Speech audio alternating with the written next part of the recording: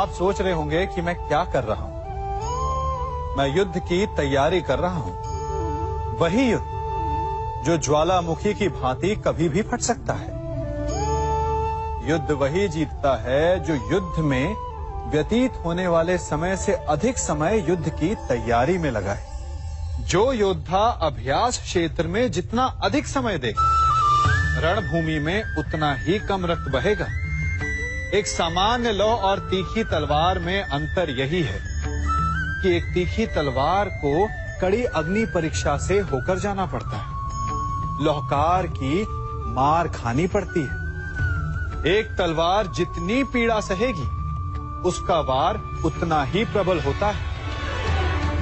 इसलिए पीड़ा से घबराए नहीं, उसका सामना करें, उसका अभ्यास करें, क्योंकि यही अभ्यास जीवन के युद्ध में आपको विजयश्री बनाता है।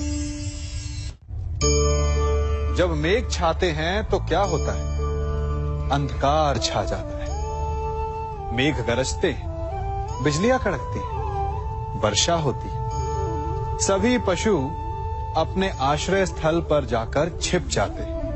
मनुष्य अपने घरों की ओर दौड़ते हैं और सभी पक्षी अपने घोंसलों में जाकर छिप जाते हैं। परंतु एक जीव है जो गरजते मेघों को, कड़कती बिजलियों को, भारी वर्षा को भी हरा देता है।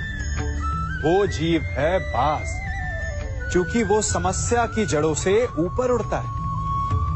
वो गरजते मेघों से, कड़कती बिजलियों से, भारी वर्षा से, इन सब से ऊपर।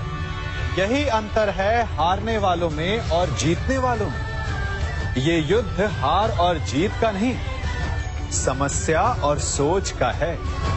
यदि आप अपनी सोच को छोटी रखेंगे तो समस्या बड़ी हो जाएगी, और यदि आप अपनी सोच को बड़ी रखेंगे तो समस्या छोटी हो जाएगी।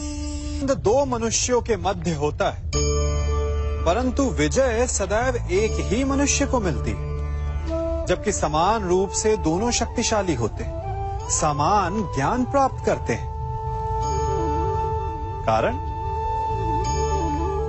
दो प्रकार के लोहे होते हैं, एक ठंडा, एक गर्म। कभी सोचा है?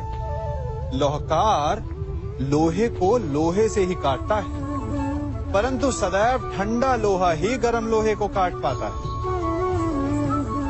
और यही नीति मनुष्यों पर भी लागू होती है।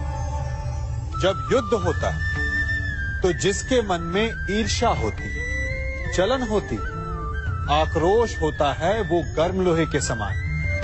और जिसका मन शांत होता है, जिसका मन संयम से बंधा होता है, वो ठंडे लोहे के समान है। और वही ईर्ष्या और द्वेष नामक गर्म लोहे को काट सकता है। इसलिए यदि जीवन के संग्राम में विजय प्राप्त करनी है तो अपने मन को शांत रखें, क्योंकि गर्म लोहे की भांति ईर्ष्या और क्रोध जैसे भाव को रखने वाला मनुष्य सदैव शांत स्वभाव के मनुष्य के समक्ष निर्बल है। शक्ति ईर्ष्या और क्रोध में नहीं, शांति और संयम में है। सभी बड़े सदा यही कहते आए कि यदि आगे बढ़ना है तो अपनों का साथ दो। सत्य कहते हैं, अपनों का साथ देना ही चाहिए, परंतु साथ देने से पूर्व ये अवश्य पहचान लेना चाहिए कि अपने हैं कौन। क्या अपने वही होते हैं जिनके साथ हमारा रक्त संबंध होता है, या अपने मित्र? अपने वो होते हैं जो हमें सद्कार्य के लिए प्रेरित करें, हमें आगे बढ़ाएं, हमारा साथ दें। और वो जिनका साथ देने से समाज का नाश, धर्म की हानि हो, वो सगे हो करके भी सगे नहीं होते। इसलिए जब अपनों की परिभाषा का चुनाव करें तो उन्हें अपना माने जो आपका साथ दे, उन्हें नहीं जो हमें अज्ञान के मार्ग पर ले जाएं। सीमा एक रेखा ही नहीं, एक परिभाषा भी है। सीमा हर किसी की होती है, प्रेम की, धैर्य की, मित्रता की और शत्रुता की भी। और जो सदैव सीमा में बंधे रहते हैं वो सामान्य मनुष्य बनकर रह जाते हैं, परंतु जो समय आने पर सीमा तोड़ देते हैं वही भविष्य बनाते हैं, क्योंकि सीमा केवल आपको मर्यादा में नहीं रखती, आपको बांधती भी है। अब ये आप पर, मुझ पर, हम सब पर निर्भर करता है कि ये जाने कौन सी सीमाएं हमें बांधती हैं और कौन सी सीमाएं शक्ति के नए मार्ग समक्ष लाती हैं। इसलिए सीमाएं तो जो कर सकते हो उससे अधिक करने का प्रयत्न करो, तभी नई सीमाएं बना पाओगे। भाग्य क्या है? जो आपने किया उसे भोगना भाग्य है, या जो आपके पूर्वजों ने किया उसका फल भाग्य है? नहीं, भाग्य वही है जो आपने किया, क्योंकि हर मनुष्य को अपने कर्मों के फल भुगतने होते हैं। इसलिए यदि जीवन में कुछ भी करें तो उस पर अपनी दृष्टि अवश्य रखें, क्योंकि आपके एक कर्म का फल आपका भविष्य बदल सकता है। हम वही बनते हैं जो हम चुनते हैं, क्योंकि वही हमारा भाग्य बनता है। मनुष्य सुंदरता से आकर्षित होता है, उससे प्रेम करता है और असुंदर को देता है। ऐसा होता है ना? क्या आप ऐसा नहीं करते? करते हैं। तो सुंदर और असुंदर की परिभाषा क्या है? इस आकर्षण और विकर्षण का कारण क्या है? कभी सोचा है? कभी सोचा है कि जिससे आप प्रेम करते हैं, जिसके प्रति आप आकर्षित होते हैं, अचानक से उसके लिए मन में वितृष्णा आ जाती है, और जिसके प्रति घृणा होती उसके लिए एकाएक आपके मन में प्रेम उमड़ आता है। कारण है दृष्टिकोण। क्योंकि सुंदरता आपके मन में होती है, आपके सोच में होती है, आपके दृष्टिकोण में होती है। इसीलिए किसी को कीचड़ में खिला हुआ कमल सुंदर लगता है और किसी को निर्मल चंद्रमा में भी कलंक का धब्बा दिख जाता है। यदि आपको सुंदरता अनुभव करनी, हर पल आनंद में रहना है, तो अपने दृष्टिकोण को सुंदर बनाएं और अपने आप सब कुछ सुंदर बन जाएगा। हम अपनी सोच और संसार की मान्यता के अनुसार अपने विचार बनाते हैं। जैसे सत्य कहना धर्म है, असत्य कहना पाप, सहनशीलता धर्म है और क्रोध करना अधर्म, उपकार करना, जीवों पर दया करना धर्म है और निष्ठुर होना अधर्म। परंतु क्या यही सत्य है? क्या कभी कभी परिस्थितियां इन आवेशों को उल्टा नहीं कर देती? करती हैं। यदि इस संसार में कुछ धर्म है, कुछ पुण्य है, कुछ महान है, तो परिस्थिति के अनुसार चलना। जटायु स्मरण है आप सबको, वो जिन्होंने रावण पर क्रोध किया था, उस पर आक्रमण किया था। उस समय जटायु का क्रोध पाप नहीं था, धर्म था। इसीलिए अंत में उन्हें भगवान राम की गोद मिली। और कुछ ऐसे भी होते हैं जो धर्म को सहनशीलता समझकर हर अन्याय को सहते हैं और अंत में वो बाणों की शैया पाते हैं। यदि कोई पशु या व्यक्ति अकारण आक्रमण करके किसी निर्दोष के प्राण लेने की चेष्टा करे, तो उसके रक्षा हेतु उसका वध कर देना पाप नहीं, समय की मांग है। क्योंकि आक्रमण भी आत्मरक्षण ही है। यदि किसी दुष्ट की सहायता करने से सामान्य मनुष्य को कष्ट पहुंचे, पीड़ा पहुंचे, तो उसे सहायता ना देना ही धर्म है। अकारण क्रोध अस्वीकार्य है, परंतु यदि क्रोध से कुछ शुभ हो, पाप बाहुभीत हो, तो क्रोध और दंड भी धर्म ही है। संसार का सबसे बड़ा पाप क्या है?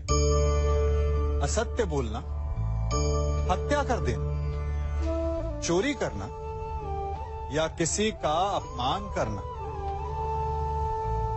संसार का सबसे बड़ा पाप है किसी निर्बल को सताना, और संसार का सबसे बड़ा दंड भी उस निर्बल के मुख से निकली हाय है।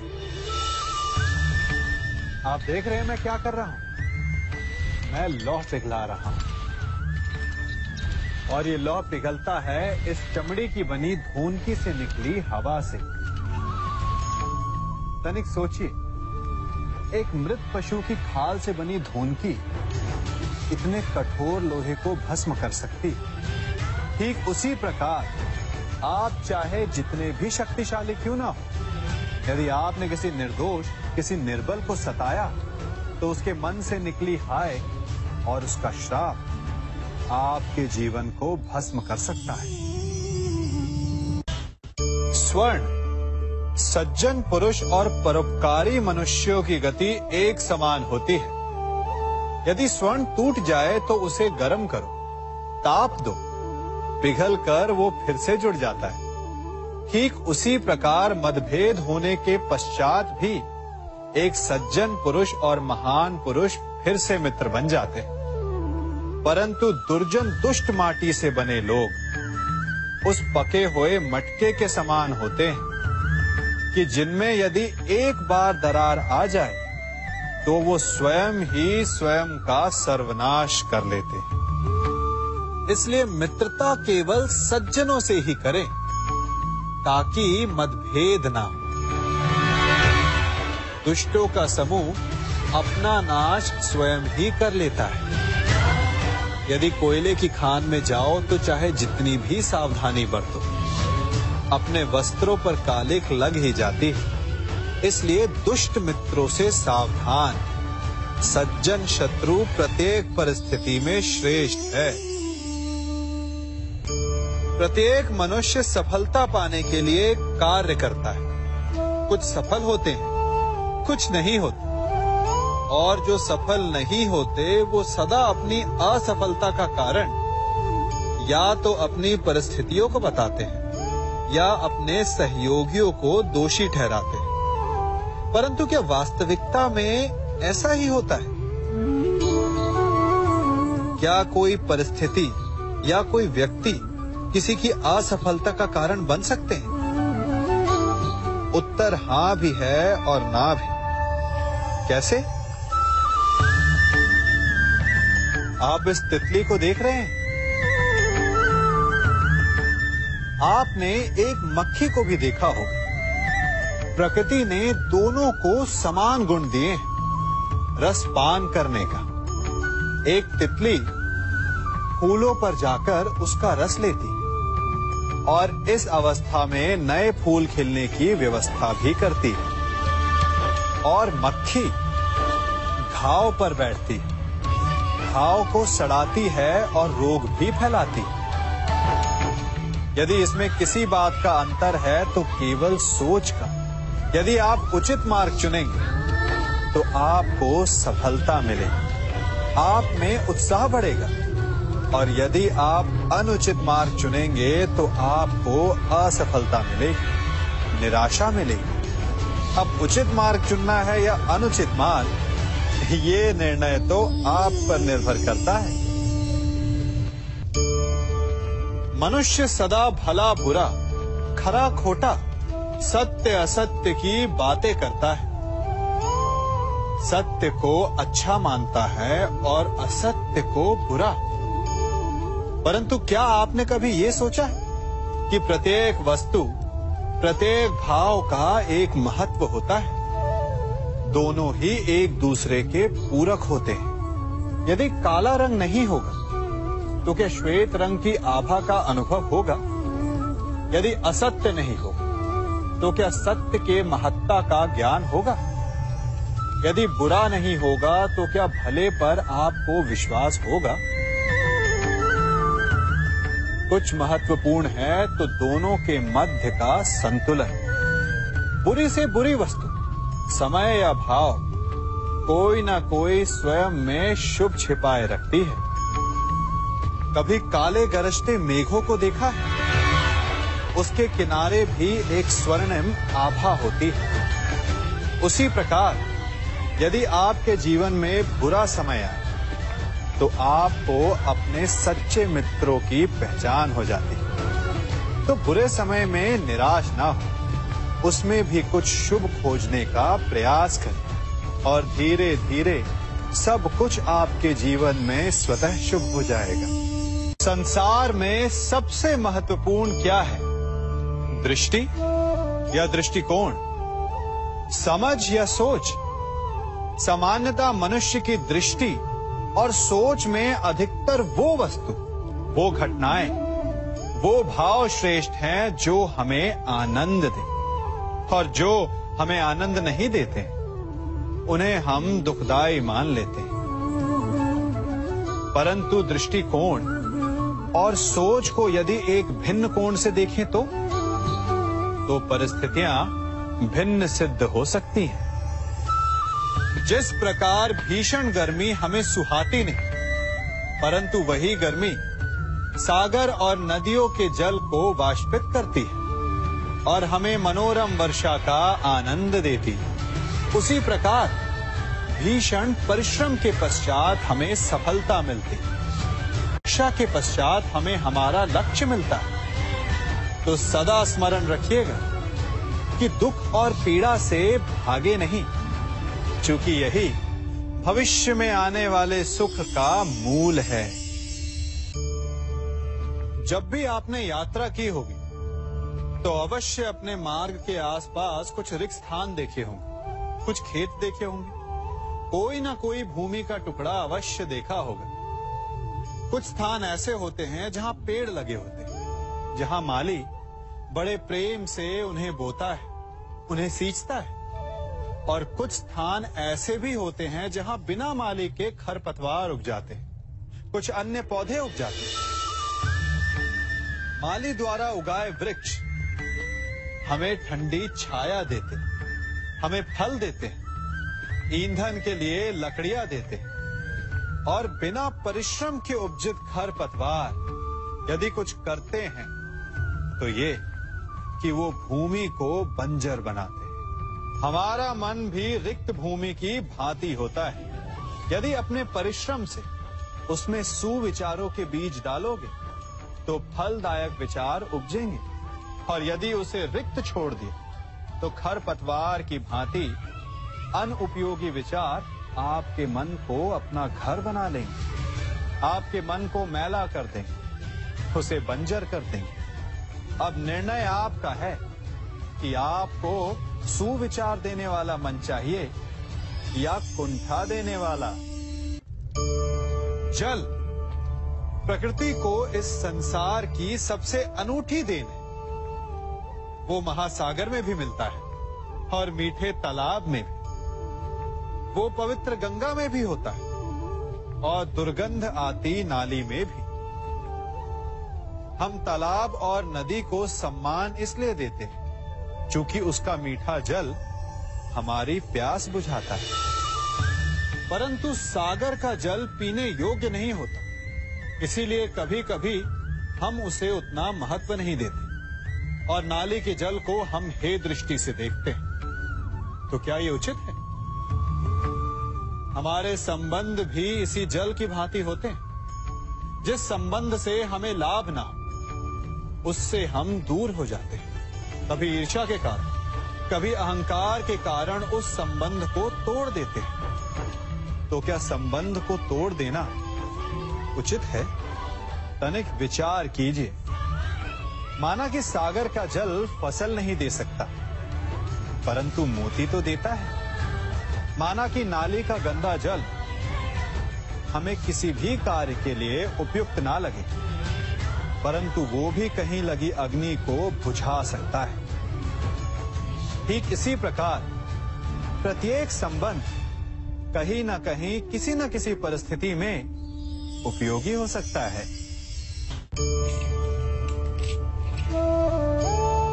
बड़ी विकट समस्या है। मुझे स्मरण ही नहीं हो रहा कि इस गुच्छे की कौन सी चाबी इस ताले को खोलेगी। बड़ी देर से प्रयास कर रहा हूं, परंतु ये ताला खुल ही नहीं रहा।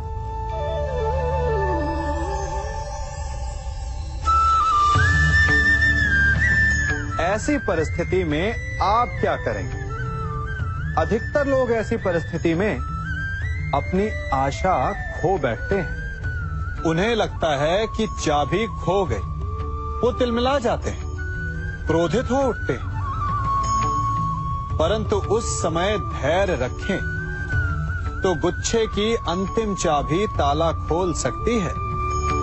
कुल्हाड़ी का अंतिम प्रहार वृक्ष को काट के गिरा देता है, परंतु क्या सत्य में कुल्हाड़ी का अंतिम प्रहार वृक्ष को काट के गिरा देता है? आपको आपका लक्ष्य दिला देता है? नहीं। आपका निरंतर प्रयत्न ही आपको सफलता दिलाता है। जब आपका मन निराश है तो अपने कार्य में दुगनी उत्साह से जुट जाइए, क्योंकि अनावरत बहता जल ही कठोर चट्टान को काट सकता है। सफलता का मूल है परिश्रम, प्रयास और आशा। मनुष्य का जीवन ऋतुओं के समान होता है। आज ग्रीष्म तो कल वर्षा, परसों शीत। तनिक संकट आया तो हम संयम खो बैठते हैं। तनिक ऋतु बदली तो हम अधीर हो जाते हैं। अपने आक्रोश में, अपने क्रोध में हम उनसे ही संबंध बिगाड़ लेते हैं जो हमारे अपने होते हैं। क्यों ऐसा होता है ना? हमें लगता है कि हमारे अपने हैं, फिर से मना लेंगे, परंतु स्मरण रखिए, सदा ऐसा करना संभव नहीं होता। सागर की उछलती लहरों को तट सहता है, और यदि तट ही टूट जाए तो बाढ़ आ जाती। हमारे संबंध भी दूध की भांति होते हैं। दूध तपकर उबल सकता है, परंतु यदि उसमें खटास आ जाए तो वो फट भी जाते हैं। और फटे दूध को चाहे जितना मत लो, उसमें से माखन नहीं निकलेगा। इसीलिए अपने संबंधों को संभल कर निभाना चाहिए। मनुष्य की सबसे बड़ी दुर्बलता क्या होती है? सोचिए। धन, प्रेम, अहंकार। मनुष्य की सबसे बड़ी दुर्बलता होती है उसके रहस्य। चाहे आप कितने भी शक्तिशाली क्यों ना हो, कितने भी प्रबल क्यों ना हो, परंतु उसके रहस्य उसके नाश की चाबी होती है। इसलिए यदि प्रबल रहना है, शक्तिशाली रहना है, समर्थ रहना है, तो अपने रहस्य को किसी को भी ना बताएं, ना मित्र को और ना ही शत्रु को, क्योंकि समय पड़ने पर कब कौन शत्रु हो जाए ऐसा कहना संभव नहीं। विभीषण को रावण के अमृत कुंड का ज्ञात था, इसीलिए प्रभु श्री राम रावण का वध करने में सफल हो सके। इसलिए उचित यही है कि आप अपने रहस्य को स्वयं तक ही सीमित रखें। मनुष्य का मन बड़ा विचित्र होता है, कल्पना में ही विकास करता है, संपन्न भविष्य का स्वप्न देखता है और कल्पना में ही जो नहीं हुआ उससे भय खाता है। और यही भय मनुष्य का सबसे बड़ा शत्रु है। हमारे भविष्य के मार्ग में, हमारे आनंद के मार्ग में सबसे बड़ी बाधा है। अब आप लोग मुझसे पूछेंगे कि इसका तोड़ क्या है, भय से मुक्ति कैसे पाई जाए? तो ये प्रश्न आप स्वयं से पूछिए। तनिक सोचिए, जब आप एक सुंदर भविष्य की कामना करते हैं तो उसे पाने के लिए आप परिश्रम करते हैं ना? ठीक उसी प्रकार भय से मुक्ति पाने के लिए आप उससे लड़ जाएं। और उसका निवारण आपको स्वतः ही मिल जाएगा। इसलिए जब भी भय आपको सताए तो उससे भागे नहीं, उससे घबराए नहीं, क्योंकि भय का काम ही होता है आपको भयभीत करना। इसलिए जब भी भय आप पर आक्रमण करे तो आप भी उस पर पहले ही आक्रमण कर दें। हम सब मित्रों के साथ रहना चाहते हैं, शत्रुओं से दूर रहना चाहते हैं। क्यों? क्योंकि हमें जीवन में आनंद पाना है, जीवन में आगे बढ़ना है, स्वयं को संपन्न देखना है। और यदि किसी से भी आप पूछेंगे कि जीवन में सफलता पाने के लिए सबसे अधिक आवश्यकता किसकी होती है, तो हर एक आपको लगभग एक ही उत्तर देगा। सफलता प्राप्त करने के लिए आपको सच्चे मित्रों की आवश्यकता होती है। परंतु यदि आपको और अधिक सफल होना है तो आपको केवल मित्रों की नहीं, शत्रु की अधिक आवश्यकता है। अब आप कहेंगे, ये मैंने कैसी बात कर दी? तनिक स्वयं सोचिए। जब भी संकट आता है तो मित्र क्या करते हैं? आपकी सहायता करने के लिए आपके साथ खड़े हो जाते हैं। और संकट के समय में शत्रु और बड़ा संकट बनकर हमारे समक्ष खड़े हो जाते हैं। मित्र हमें सहायता देते, अपनी शक्ति देते हैं, परंतु शत्रु आपके भीतर छिपी शक्ति को बाहर लाता है, आपको और अधिक बलवान बनाता है। संगति या साथ, मित्र और साथी मनुष्य के व्यक्तित्व के लिए सबसे महत्वपूर्ण होते हैं। अब आप कहेंगे, ये कैसे? मनुष्य अवश्य अपने व्यक्तित्व के लिए उत्तरदायी होता है, परंतु मनुष्य संगति में ना चाहते हुए भी उसका व्यक्तित्व संगत की भांति हो जाता है। इन पात्रों को देख रहे हैं, मध्य में जल रखा है, इसमें दूध है और इसमें मलिन कीचड़ रखा है। यदि मैं इस जल को इस दूध में मिलाता हूं तो ये जल दूध बन जाता है, और यदि इसी जल को इस मलिन कीचड़ में मिलाता हूं तो क्या हुआ? ये जल कीचड़ बन गया। ऐसी कोई युक्ति नहीं कि जल बिना घुले मिले दूध या कीचड़ में अपना अस्तित्व बनाए रखे या उनसे अलग रहे। और ठीक ऐसा ही मनुष्य के जीवन में भी होता है। यदि एक गुणहीन व्यक्ति गुणवानों की संगत में बैठे तो उसे भी गुणवान समझा जाता है, सम्मान का पात्र समझा जाता है। और यदि एक गुणवान व्यक्ति गुणहीनों की संगत में बैठे तो उसे भी तिरस्कार मिलता है। इसलिए अपने जीवन में सदैव संगति सोच समझकर सावधानी से चुनिएगा। कभी खेत में किसी किसान को खेती करते देखा है? वो उसे सींचता है, उसे जोतता है, पशु पक्षियों से खेत की फसल की रक्षा करता है, परंतु एक बात का वो सबसे विशेष ध्यान रखता है कि कहीं खेत में खरपतवार ना उग जाए, क्योंकि एक खरपतवार खेत की सारी फसल को नष्ट कर सकती है। ठीक उसी प्रकार यदि वंश की कोई संतान खोटी निकल जाती है तो वो समूचे वंश का सर्वनाश कर देती है। इसीलिए संतान के लालन पालन में विशेष ध्यान देना आवश्यक होता है, क्योंकि संतान वो फसल होती है जो वंश के आने वाले समय को महान बना सकती है या फिर वंश का पतन भी कर सकती है। मनुष्य भी बड़ा विचित्र प्राणी है। अपनों से नीचे के स्तर के लोगों को वो हे दृष्टि से देखता है, उनका उपहास उड़ाता है, उनसे बार बार कहता है कि तुम्हारा कुछ नहीं हो सकता, तुम भविष्य में कुछ नहीं कर पाओगे। जब मनुष्य के पास धन, संपत्ति, मान होता है तो वो दूसरों का आदर नहीं करता, परंतु वो एक बात भूल जाता है कि उससे भी अधिक शक्तिशाली कोई अस्तित्व में है, और वो है समय। काल। काल अपना चक्र कब बदलेगा ये कोई नहीं जानता। समय अपनी करवट कब लेगा ये कोई नहीं जानता। कोयला भी समय के साथ साथ हीरे में परिवर्तित हो जाता है। इसलिए जीवन में कभी भी किसी का भी उपहास नहीं उड़ाना चाहिए। देख रहे हैं इसे? ये रेत है। कहा जाता है कि इसे आप मुट्ठी में बंद करके नहीं रख सकते।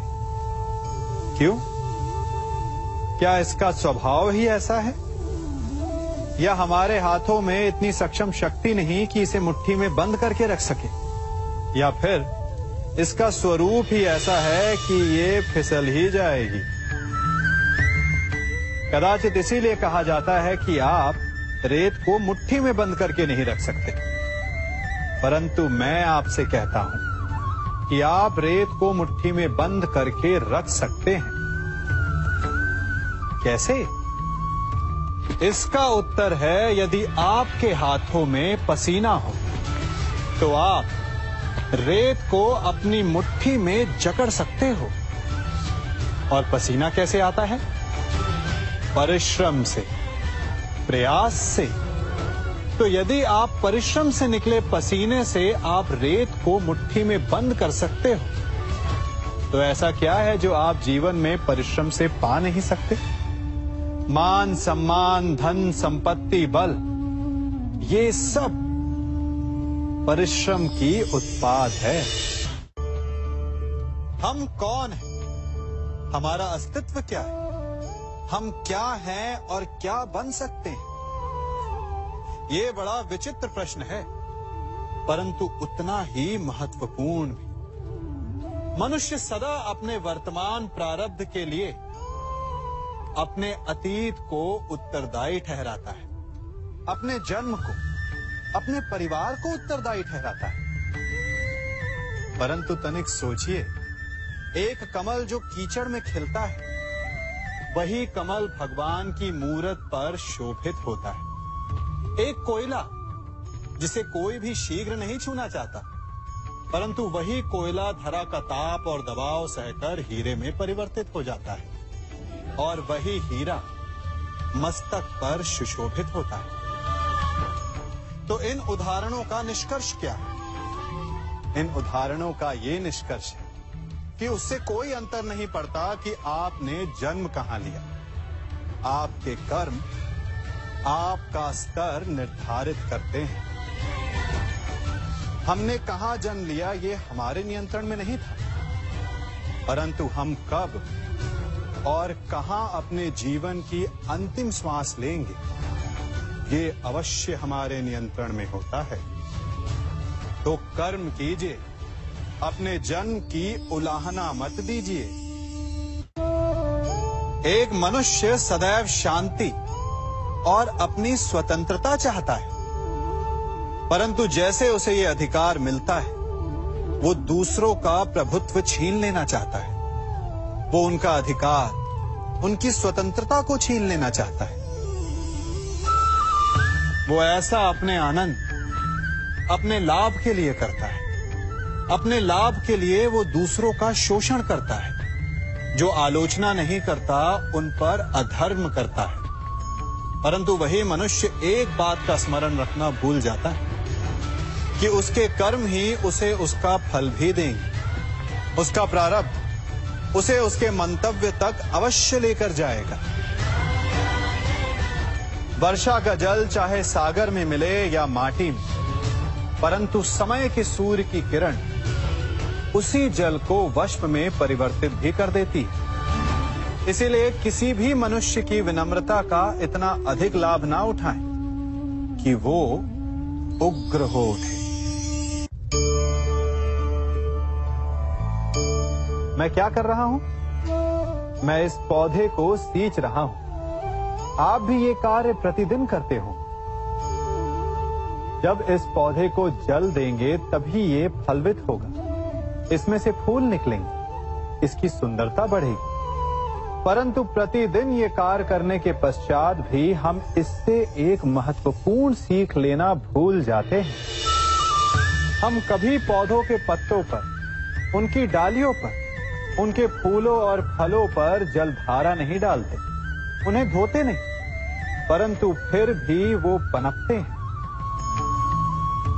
यदि जल जड़ में जाए, वही सफलता का मूल है। यदि आप एक बार में अनेक कार्य करने जाएंगे, तो आपको एक कार्य में भी सफलता नहीं मिलेगी। परंतु यदि आप बुद्धिमता से, दृढ़ मन से एक कार्य साधेंगे, तो एकाएक स्वतः ही सारे कार्य सध जाएंगे। जो आपका मूल है, जहां से आपको सिंचाई मिल रही है, यदि आपने उसकी जड़ को छोड़ दिया, तो एक सूखे पौधे की भांति आप भी सूख कर गिर जाएंगे और अंततः अपना अस्तित्व खो बैठे। हमने एक बात अपने माता पिता, अपने बड़ों से, अपने बुजुर्गों से सुनी ही होगी कि संगति का प्रभाव मनुष्य पर पड़ता ही है। यदि वर्षा की एक बूंद सीप के मुख में जाए तो वो मोती बन जाती है, और यदि वही वर्षा की एक बूंद सर्प के मुख में जाए तो विष। तो क्या यही सत्य है? नहीं। आपने कभी चंदन के वृक्ष को देखा है? उस पर सर्प विचरण करते हैं, विषधर उससे लिपटे रहते हैं, परंतु फिर भी चंदन का वृक्ष विषैला नहीं होता। वो तब भी सुगंध देता है और पवित्र माना जाता है। तो इसका रहस्य क्या है कि वर्षा की बूंद पर संगति का प्रभाव पड़ता है और चंदन के वृक्ष पर नहीं? इसका रहस्य है आत्मबल। वर्षा की बूंद वातावरण के अनुसार स्वयं को बदल लेती है, इसीलिए उसकी संगति ही उसका प्रारब्ध बन जाती है। परंतु चंदन का वृक्ष अपना व्यक्तित्व, अपना गुण नहीं खोता। इसीलिए यदि आप में आत्मबल हो, आपका मन दृढ़ हो, तो बुरी से बुरी कुसंगति भी आपका कुछ नहीं बिगाड़ सकती। सिंह को जंगल का राजा कहते हैं। सभी पशु पक्षी उसका बल मानते हैं, उससे भयभीत रहते हैं। परंतु सिंह को भी अपने भोजन के लिए आखेट करना पड़ता है, घात लगानी पड़ती है, बड़ी दूर तक उसे अपने शिकार का पीछा करना पड़ता है, और तब जाकर उसे भोजन मिलता है। और कई बार उसके ये कठिन प्रयास भी असफल होते हैं। यदि सिंह ये सोचकर बैठ जाए कि मैं तो वन का राजा हूं, मेरा भोजन स्वयं मेरे मुख में आकर गिर जाए, तो वो भूखे मर जाएगा। क्या समझे? राजा हो या रंक, उद्यम सभी को करना पड़ता है, क्योंकि मेहनत, परिश्रम यही तो सफलता की कुंजी है। यदि जल पाना है तो कुआं खोदने में पसीना बहाना ही होगा। यदि सफलता पानी तो रात दिन परिश्रम करना होगा। बिना परिश्रम के तो देवों को भी अमृत नहीं मिलता। इसलिए परिश्रम कीजिए, आज नहीं तो कल सफलता अवश्य मिलेगी। देख रहे हैं इसे? ये बड़ा भयंकर अस्त्र है। अब आप कहेंगे कि ये छोटी सी धातु भला किस काम की? आप चाहें तो इस धातु से वस्तुएं जोड़ लें, या फिर चोट भी खा सकते हैं। ये एक धातु लकड़ी के दो पट्टों को एक करके जोड़ सकती है, या फिर आपके शरीर में लग जाए या चुभ जाए तो आपको बहुत बड़ा घाव भी दे सकती है। इसलिए एक बात सदा स्मरण रखें, कोई भी वस्तु छोटी या बड़ी नहीं होती, सबका अपना महत्व होता है। यदि आपको स्वयं बड़ा बनना है तो कभी किसी को छोटा समझने की भूल ना करें। यदि छोटों का साथ लिया तो आप स्वयं बड़े बन जाएंगे, और यदि उनका तिरस्कार किया तो इस धातु की भांति चुपकर वो आपका मार्ग भी रोक सकते हैं।